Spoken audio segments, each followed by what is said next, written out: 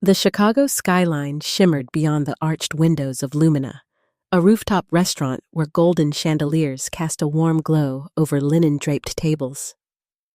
The scent of roasted garlic and fresh rosemary mingled with the faint hum of jazz, a backdrop to my 60th birthday celebration.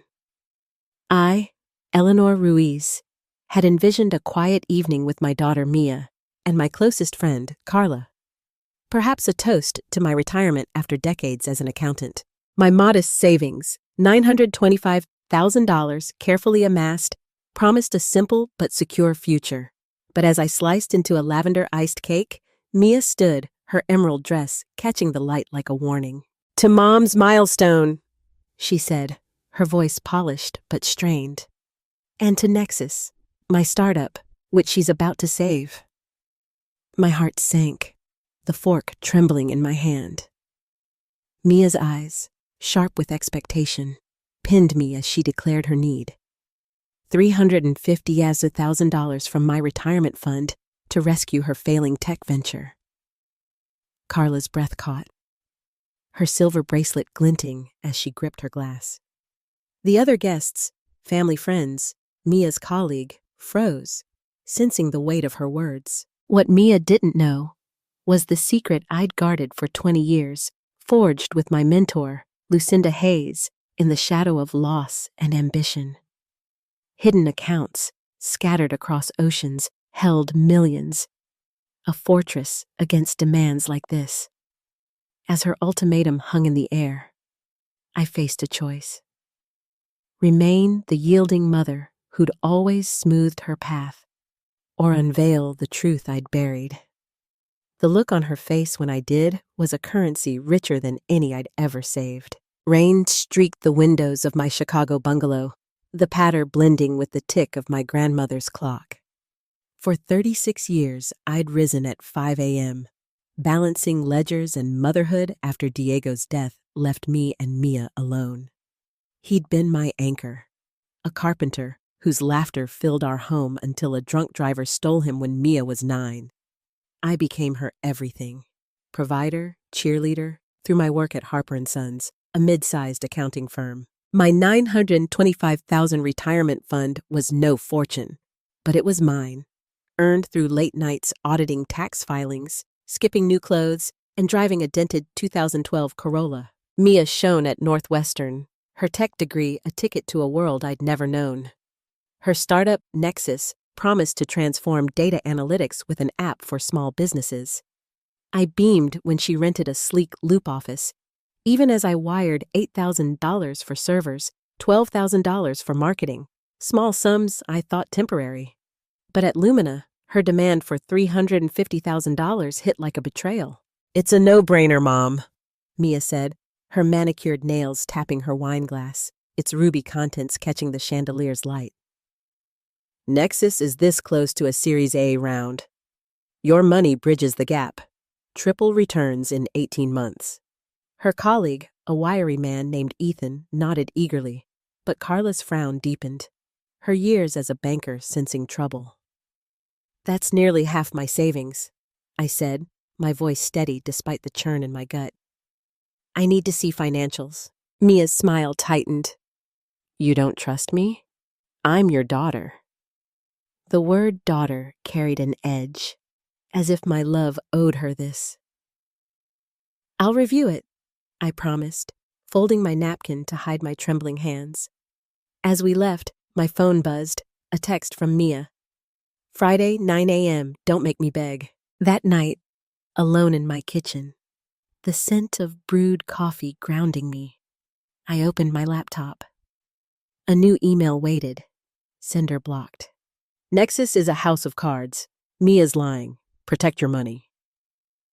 My pulse quickened. Was this a prank? Or a warning? Carla's office smelled of leather and old books, a haven from the Loop's chaos. "I pulled Nexus's filings," she said, pushing a folder across her desk, her salt and pepper hair catching the morning light. "There's $600,000 in debt, user retention's tanking, and their burn rate's unsustainable." My own digging confirmed it. Nexus's app had flashy demos but buggy code, losing users to competitors. Mia's investors were vague promises, not contracts. Yet she'd framed it as a sure bet, my savings her lifeline. I called Mia, the hum of my fridge filling the silence as I waited. "I've seen the numbers," I said when she answered, her voice clipped from a meeting. "Nexus is struggling. $350,000 won't fix it." She scoffed, a sound sharp as glass. "You're snooping now? I thought you believed in me." "I do," I said, "but belief doesn't ignore facts. Let's rework the plan together." "Forget it," she snapped. "If you won't help, I'll find someone who will." "Don't expect me at your precious garden parties if you're cutting me off." Her threat pierced me, memories flooding back. Mia's first bike. Her graduation lay. The nights I'd tucked her in after Diego's death. Had I raised her to see me as a bank? The anonymous email haunted me. Who knew Nexus's troubles? Was Mia hiding more than debt? In my study, I unlocked a fireproof safe, the metal cold under my fingers. Inside was a faded card. Lucinda Hayes, consultant, Zurich. Lucinda, my firm's legend, had seen my knack for numbers when I was a junior accountant grieving Diego. "Build a shield," she'd said, guiding me to seed $50,000, my inheritance from Abuela, into offshore accounts. "For you, not them." I hadn't touched them since, but Mia's ultimatum changed that. I dialed Lucinda, the line crackling across continents. "Eleanor," she answered, her voice gravelly but warm. "What's wrong?" I poured out Mia's demand, the email, my fear. "Check the accounts," she said, "and watch Mia closely. Desperation breeds secrets." Rain lashed my windows Thursday night as I logged into my Cayman account. The screen's glow illuminating my cluttered desk. Photos of Mia, Diego's old watch, a wilted marigold from my garden. The balance stunned me. 6.9 million. Singapore added 2.1 million. Zurich, 1.4 million. $10.4 million total, grown from Lucinda's strategies and my restraint.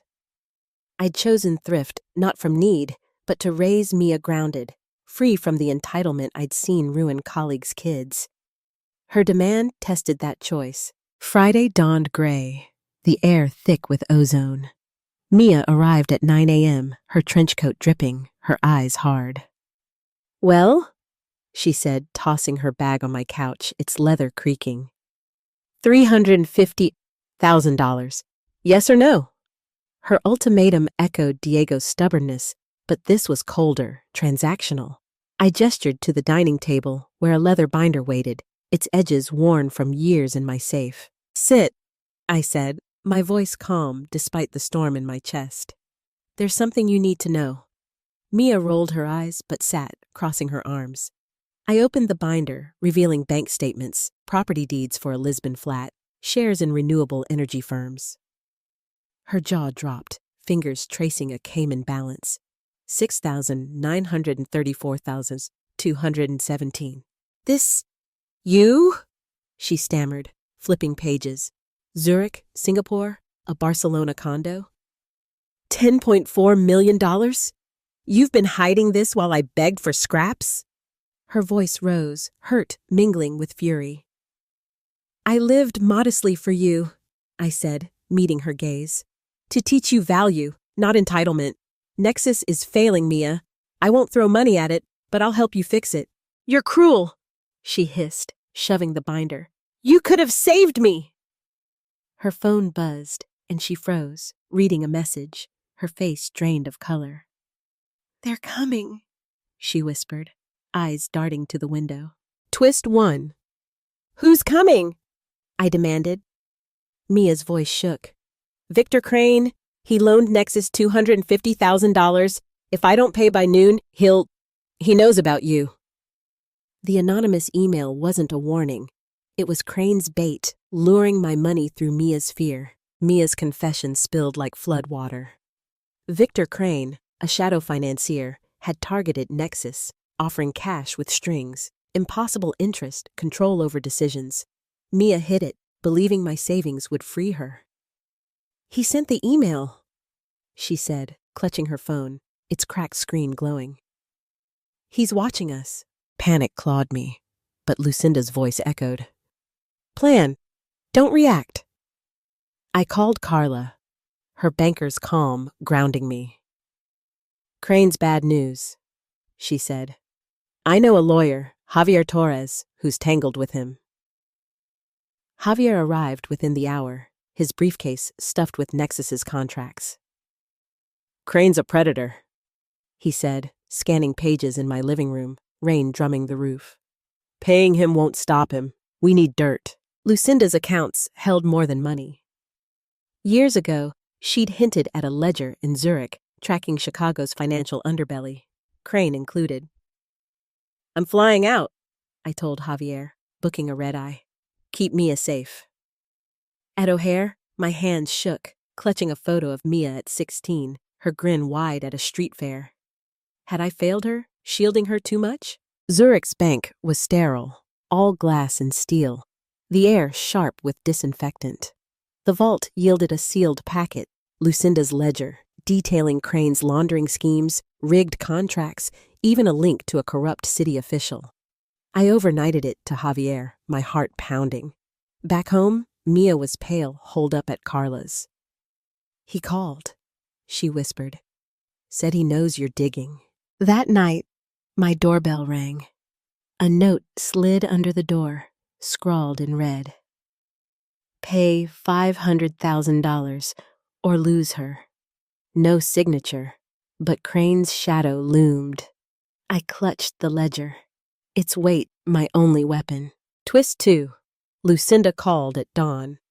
"Crane's not alone. I've been tracking him for years. FBI's closing in. That ledger? It's my evidence. You just lit the fuse." My accounts weren't just savings. They were tied to Lucinda's covert sting, and Mia was collateral. Lucinda's words electrified me. She wasn't just a mentor. She'd been undercover, using my accounts as a front to monitor Crane's network. "Stay low," she warned. "Agents move tomorrow." Javier filed the ledger with the FBI, adding Mia's testimony about Crane's threats. At Carla's, Mia sat hunched, her bravado gone. "I was stupid," she said, twisting a frayed bracelet I'd given her at graduation. "I thought I could outsmart him." "We'll fix this," I said, squeezing her hand, its warmth a reminder of why I'd fought. The next day, news broke. Crane arrested, his empire unraveling. His investors were shells, his loans scams. Nexus was free, but broken. "Start over," I told Mia, spreading Nexus's financials on Carla's table, coffee stains marking our long night. No lies this time. I seeded $60,000 from Zurich, not my retirement, for Nexus 2.0, a stripped-down app for nonprofits. Mia dove in, coding late, her eyes bright with purpose, not greed. I taught her budgeting, my ledgers open beside hers, the kitchen filled with Post-it notes and takeout cartons. Carla advised on grants, Javier on compliance. Nexus relaunched 9 months later, modest but growing, its first client a local shelter. Mia named it Esperanza, hope. I shared the account's origin, Lucinda's mentorship after Diego's death, my vow to protect Mia without spoiling her. "I hid them to give you roots," I said, "not wings you didn't earn."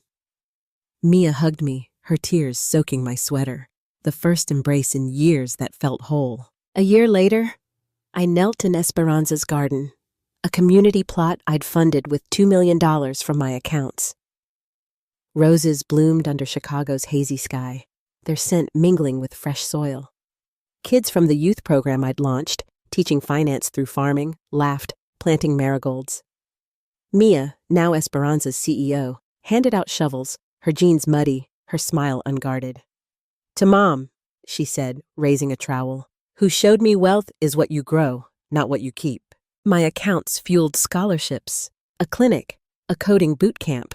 quiet gifts, like the meals I'd cooked for Mia's study nights. At 62, arthritis slowed my hands, but I tended the garden daily. Luna, Mia's toddler, toddling beside me, clutching a daisy. "Abuela, pretty!" she chirped, her curls bouncing. Lucinda's final letter arrived last month. Cranes serving 20 years. You were my best cover. I hadn't just saved Mia. I'd helped topple a kingpin. As Luna tugged my sleeve, pointing at a butterfly, I knew my fortune wasn't in Zurich vaults, but here. Family rebuilt, values rooted, a legacy blooming brighter than any bank statement.